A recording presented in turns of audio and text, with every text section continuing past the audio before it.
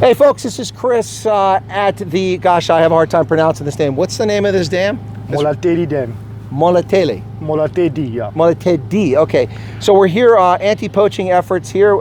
This example of Selfbestuur, wouldn't you say, Riaan? That's correct. Selfbestuur, check that everything is going all right, and if something's wrong, then you report it, and that's how we keep our place safe. Now, Riaan, we went out this morning for about 3 hours. We patrolled the reservoir around the lake looking for gill nets to look for poachers, and we didn't find any. But that's not a failure, that's success. I believe so, because I mean it's still a deterrent. Yeah. So it still helps. So if you keep on doing it, they will stay away, keep on staying away. And in fact, while we were out there patrolling the lake, people saw us. There was a bucky that pulled up at one spot and looked around to see what was going on. And we saw some people on foot in other places. So we don't know that if they were just regular people or maybe related to the poachers, but whatever the case is, people will talk that they saw people out in the water looking around. Correct, that's the plan, yes. Yeah, so that's deterrence, and it works. So, Riaan, this is something that local farmers and people in the community had to do for themselves. That's correct, yes. If you're not going to do it for yourself, nobody's going to help. Doesn't get done. I understand that the last time anybody saw a ranger out here from wildlife was a while ago, a few years ago. No. Yeah, so without that presence, it's up to South Africans to do for themselves. It's a bit frustrating. You pay taxes, you expect services in return, you expect governance, but it's not happening. And so folks are doing it to themselves. So, Riaan, how long have you been at this? Well, I grew up in the area, so I know the dam pretty well, the lake pretty well.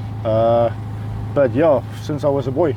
Now this dam was built, I think, finished in 1984, thereabouts. Yeah, around about 84, 85 it was done. Yeah. Okay. And so this reservoir, what's it used for? I mean, obviously there's fish in here, and there's a lot of hippos we discovered, and one of the bulls came looking for us, so we got away fast. But is it used for water supply or irrigation?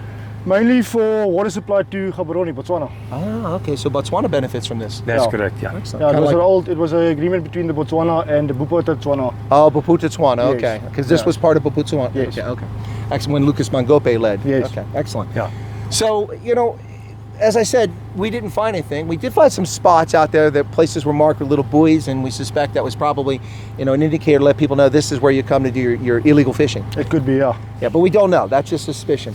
Anyway, listen, Riaan, thank you so much for sharing this time with us.